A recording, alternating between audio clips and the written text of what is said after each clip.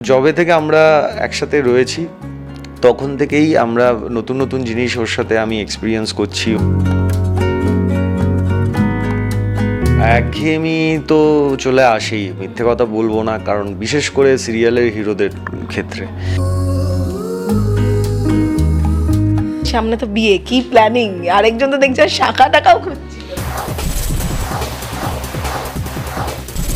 রুবেল যেমন, সৃজনও খানিকটা তেমন, মানে হাসি খুশি একজন মানুষ। বাকিগুলো আমি বললাম না, কিন্তু এই মুহূর্তে রুবেলের মন ভালো থাকলেও সৃজনের খুব একটা মন ভালো নেই, কারণ তার জীবনে অভিমন্যু চলে এসে, তার নয় পর্ণার জীবনে, এবং সেটা ঘটনাক্রমে তাদের হয়ে গেছে, তাদের জীবনে আর কি। তো কি খবর, এমনি কি চলছে? চিন্তায় বউকে নিয়ে? হ্যাঁ, চিন্তা সৃজনের একটাই, যে চিন্তা কিছু না, এর লাস্ট এপিসোডে হয়তো দর্শক দেখেছে যে অভিমন্যুকে একেবারে সপাটে চড় মেরেছে পর্ণা, কারণ তাকে খুব মানে খুব আনকমফোর্টেবলি তাকে টাচ করছিল। তো পর্ণা যে টাইপের মেয়ে, ও সঙ্গে সঙ্গে তার জবাব দিয়েছে। তো সেটা শুনে সৃজনের ভালো লেগেছে। আর সৃজনের এখন একটাই মোটিভ, সেটা হচ্ছে পর্ণার পাশে থাকবে যে করেই হোক, যাতে পর্ণাকে সৃজন, যেহেতু স্মৃতি হারিয়ে গেছে, পর্ণাকে যাতে সৃজন ইমপ্রেস করতে পারে, এই হচ্ছে ওর মোটিভ। করে ইমপ্রেস করা, এইটা কেমন লাগছে? মানে এই যে ঠিক আছে, বলে না বিয়ের পর একটা, আমি সিরিয়ালের দিক থেকে বুঝি, বিয়ের পর ওই যে অনেকটা বছর পর খানিকটাই একঘেয়ে হয়ে যায় জীবনটা, এটা বেশ ভালো হচ্ছে সৃজন পর। এ তো সৃজন মানে আলাদা করে কোনো এফোর্ট দিচ্ছে না তার জন্যে। সৃজন জেনে গেছে যেহেতু পর্ণার কী কী পছন্দ ছিল, অপছন্দ ছিল, তো এখন সে তার কাছে একটা প্লাস পয়েন্ট আছে, সেইটাকে এনক্যাশ করছে এখন। তো তার জন্যে সে আলাদা করে কিচ্ছু যে সৃজন করছে, সৃজনও অ্যাকচুয়ালি চালাক ছেলে, যতই মানে দেখাক দর্শককে যে বোকা ভোলা, ও চেষ্টা করছে, হ্যাঁ মোটেই না। সেই বলে থেমে গেল। যাই হোক, কিন্তু আজকে সোশ্যাল মিডিয়া যেটা হয়েছে, আরেকজন ঋত্বিকের বলেছে ইন রিলেশনশিপ, সেটা এটা নিয়ে কি বলবে? ঋত্বিককেও ভীষণ পছন্দ করে, আমিও ঋত্বিকের ফ্যান। তো ঠিক আছে, কোনো ব্যাপার না, আমি জানি, তো আমিও কমেন্ট ব্যাক করেছি, রিপ্লাই করেছি যে ঠিক আছে, সব তো জেনে শুনেই আমি তোর সঙ্গে আছি। তো ঠিক আছে, পছন্দ, রিলেশনশিপ তো আমার সাথেই থাকতে হবে, ঋত্বিকের সাথে তো আর থাকতে পারবে না। হ্যাঁ, এই বিষয়ে একদম 200% কনফিডেন্স আছে আমার। কিন্তু এমনি কি চলছে জীবনে রুবেল, মানে সব মিলিয়ে নাচ টাচ কি করা হচ্ছে এখন অভিনয়ের মাঝে? একটুও করা হচ্ছে না। লাস্ট আমরা একটা ডান্স ড্রামা করেছি, আমি রাজা দুষ্মন্তর পাঠ করেছি, আর শ্বেতা করেছে শকুন্তলা। তো সেটা আমাদের খুব ভালো একটা প্রোগ্রাম হয়েছিল। সেই সূত্রে আমি এই প্রথমবার এরকম ডান্স ড্রামা করেছি, আর আমি খুব মানে নার্ভাস ছিলাম, কারণ আমি তো ওয়েস্টার্ন আমার ফর্ম, আমি কোনোদিনও এরকম পিরিয়ডিক কিছু আমি ডান্স ড্রামা কোনোদিনও করিনি।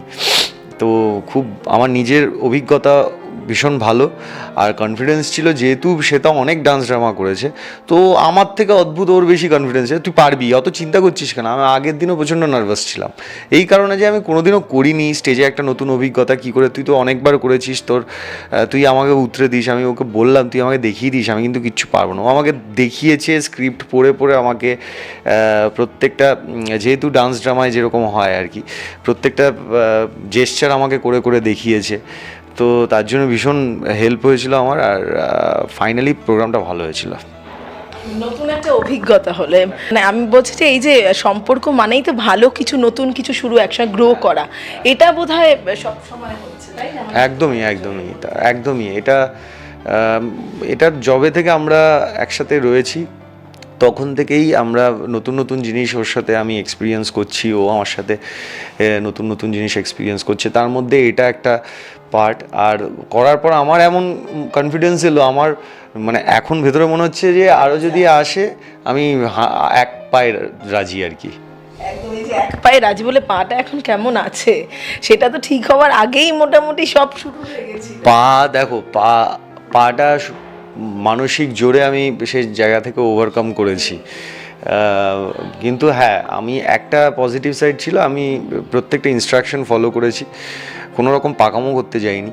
আর আমি যেহেতু ডান্সটাকে ভালোবাসি, তো আমি ভীষণ এক্সারসাইজ সব কিছু প্রপারলি করেছি, করে ভগবানের আশীর্বাদে, দর্শকের আশীর্বাদে আমি এখন মানে ভালো আছি। আমার পায়ে সেরকম মাঝে মধ্যে খুব টাইট শিডিউল থাকলে বা খুব ফিজিক্যালি খুব এক্সস্টেড থাকলে আমার পায়ে একটুখানি পেইন হয়।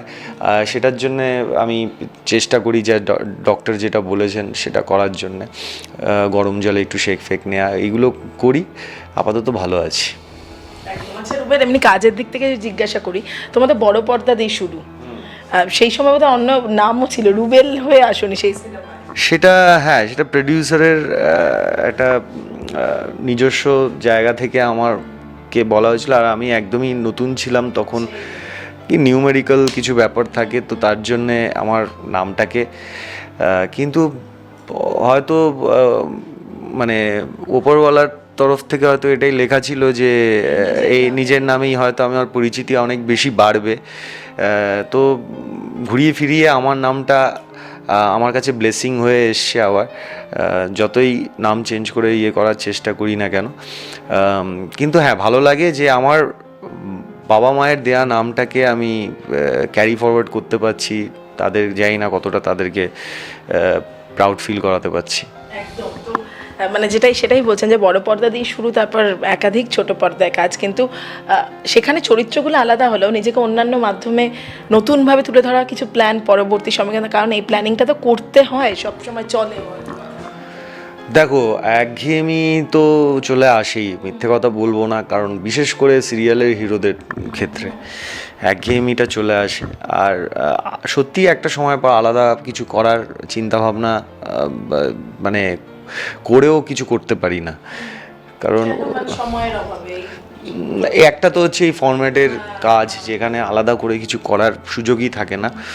আর 2 নম্বর হচ্ছে, আমি যেটা বুঝলাম মেগা সিরিয়ালে হিরোদের এক্সপেরিমেন্টাল করার কিছু নেই। ইভেন যদি আমি নেগেটিভ কিছু করি সেটা আলাদা ব্যাপার, সেটা এখন এই মুহূর্তে করব না। যতদিন দর্শক আমাকে নায়ক হিসেবে দেখতে চাইছে, তার মধ্যেও অভিনেতা হিসেবে বেরিয়ে আসাটা একটা চ্যালেঞ্জিং। যেমন সৃজনের ক্ষেত্রে আমি মিথ্যে বলবো না, কিছু কিছু জায়গায় আমি পেয়েছি, যে জায়গায় আমাকে দেয়া হয়েছে আমি চেষ্টা করেছি আমার মতো করে।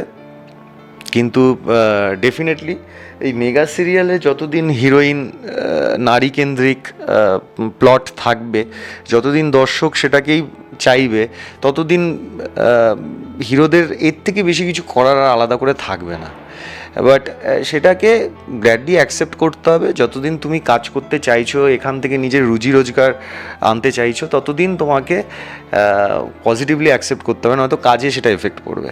তো আমি সেটা মেনে নিয়েছি। এখন এক্সপেরিমেন্টাল যদি এর মধ্যে কিছু আসে, ডেফিনেটলি যদি সেটা বড় পর্দায় হয়, আমি ডেফিনেটলি সেটাকে কাজে লাগাবো আমার মতো করে। হিরো হিসেবেই চাইবে, মানে যদি বড় পর্দা বা ওয়েব সিরিজ হয়, মুখ্য চরিত্রই, নাকি ধরো ভালো একটা চরিত্র এলো কিন্তু লাস্ট কয়েকটা বছরে হিরোর ডেফিনেশন চেঞ্জ হয়ে গেছে।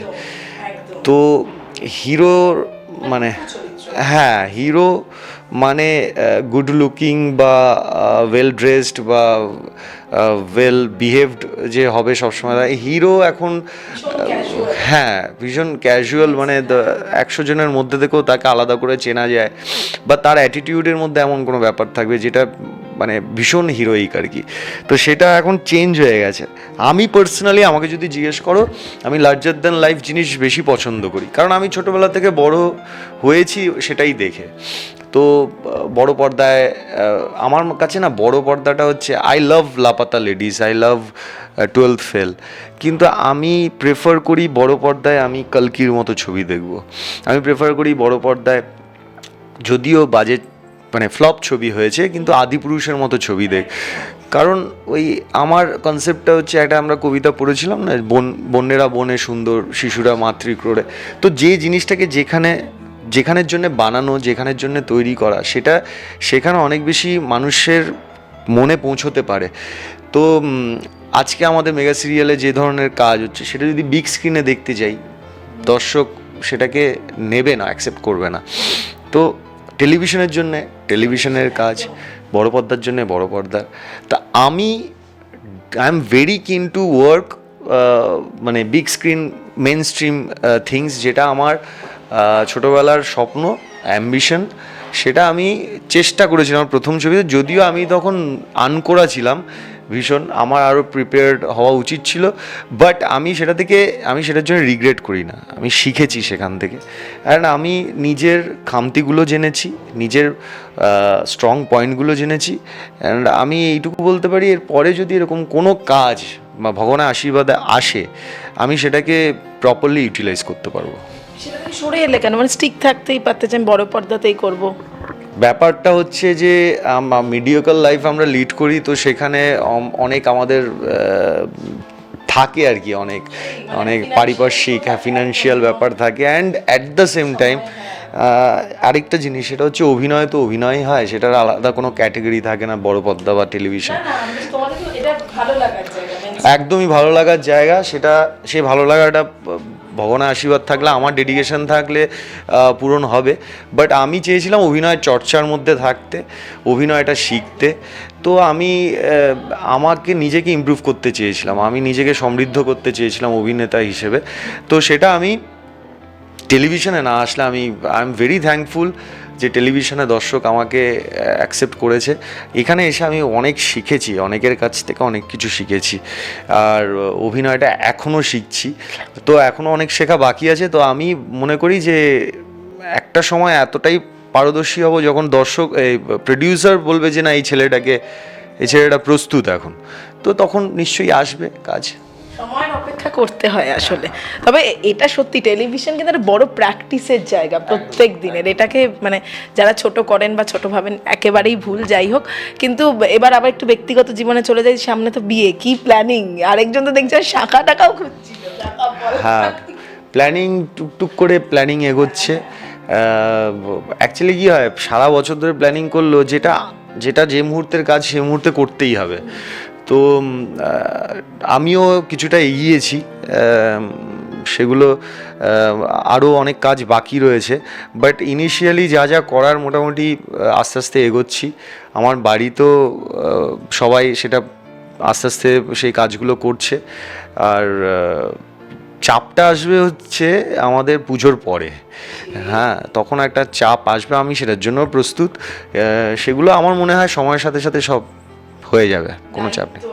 হ্যাঁ, এটা নিয়ে কি ভাবছো রুবেল? মানে আরো একটা দায়িত্ব দুজনেরই, তোমার সেটার দুজনেরই, সেটা ভাবায় নাকি সেটা ঠিক আছে বেরিয়ে যাবো ঠিক এরকম? ভাবায়, ওভাবে ভাবায় না, অত সিরিয়াস হওয়ার তো ব্যাপার নয় এটা। রেসপন্সিবল প্রত্যেকটা মানুষকেই হতে হয়, রেসপন্সিবিলিটি রাখা ভালো, তাহলে কি খুব সিস্টেম্যাটিক ওয়েতে কাজটা হয়, আর সেটাই চাইছি আমি ভীষণ পরিমাণে। বিষয়টা নিয়ে আমি কি বলবো, আমি থ্রিলডও, এক্সাইটেডও, নার্ভাসও, অ্যাট দ্য সেম টাইম ভীষণ পজিটিভ এই ব্যাপারে যে এটা তো একটা শুভ কাজ, তো এটাকে প্রেশার হিসেবে না নেওয়াই বেটার। শুভ কাজটাকে শুভ জিনিস হিসেবে নিলে আমার মনে হয় যে ওটা খুব শুভভাবে কেটে যাবে। Thank you so much.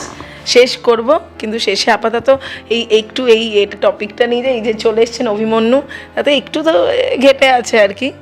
Rubel নয় কিন্তু, আমি নাম বলে দিলাম, ভুলে গেছি নামটা, বলো একবার। সৃজন, দেখেছো? হ্যাঁ, যাই, তাতে একটু ঘেটে আছে সৃজন।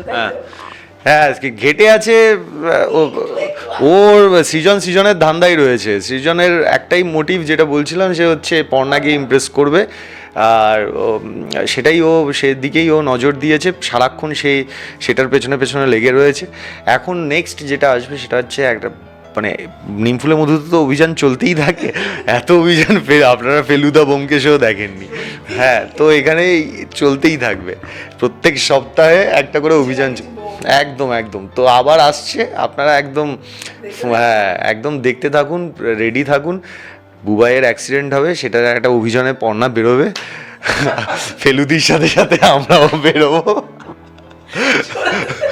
তো চলবে এই মানে সাংগঠনিক কি বলে, একটা সংগঠন তৈরি করে আমরা দত্তবাড়ি ওটার পেছনে লাগবে, লেগে পড়বে। হ্যাঁ, মোটামুটি অফিস টফিস সবার ঠিক আছে, একটা করে শুধু প্রজেক্ট আসবে, আমরা সে সাকসেসফুল করবে। কিন্তু শেষ করব, শেষে এই যে তৃতীয় ব্যক্তি ত্রিকোণ প্রেম ধর ম্যাক্সিমাম ধারাবাহিকে দেখানো হয়, আমি যদি জিজ্ঞাসা করি রুবেল, এটা কি মনে হয় সত্যি যে ত্রিকোণ প্রেম আসলে সম্পর্ক ভাঙে, দূরত্ব আসে, জেলাসি থেকে আবার প্রেম হয়, এই যে এই কনসেপ্ট আমি বলছি, এমনিতেও আমি বাস্তবের ছবি দেখেই বলছি, ছবি কোনো কিছুর ইকুয়েশন না ওভাবে মেলানো খুব মুশকিল, এক একজনের ক্ষেত্রে এক এক রকম। ত্রিকোণ প্রেম যে সবার ক্ষেত্রেই ব্যক্তি ধর হ্যাঁ হ্যাঁ হ্যাঁ, তৃতীয় ব্যক্তিকে যদি দুটো মানুষ যদি তাকে বেশি প্রেফারেন্স দিয়ে দেয় তাহলে তো ডেফিনেটলি হবেই। এটা শুধু প্রেমের ক্ষেত্রে না, তুমি দেখো না, তুমি একটা কাজ করছো, ধরো আজকে তুমি আছো ক্যামেরায় আর তোমরা দুজন মিলে একটা কাজ করছো, বাইরে থেকে এমন একজন কোনো ব্যক্তি এলো যে খুব বাজেভাবে ইন্টারফেয়ার করছে, তো সেই ক্ষেত্রেও হ্যাম্পার করবে। তো রিলেশনশিপটা মানে খুব সূক্ষ্ম আর খুব মানে সেন্সিটিভ জিনিস। তো সেখানে যদি তৃতীয় মানুষ আসবেই, তৃতীয় কেন, চতুর্থ, পঞ্চম, ষষ্ঠ সব আসবে, কিন্তু তাদেরকে ওই জায়গাটা দেবো কেন আমরা?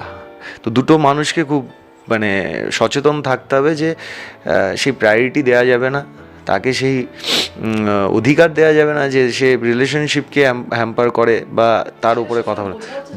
বোঝা যায় না, সেটার জন্যে আন্ডারস্ট্যান্ডিং থাকতে হবে, সেটার জন্যে আমাকে ক্লিয়ার থাকতে হবে, আমাকে আমার পার্টনারের প্রতি ক্লিয়ার থাকতে হবে, তাকেও আমার প্রতি ক্লিয়ার থাকতে হবে যে না, আমরা আমাদের দুজনকে বুঝি, সেই জায়গাটা আমরা দুজনকে দিই, আমরা রেসপেক্ট করি। সেখানে বাইরের লোক কোনোভাবেই কোনো মানে কি বলবো হাবি হতে পারবে না। হ্যাঁ, কোনোভাবে তাকে জায়গা দেব না।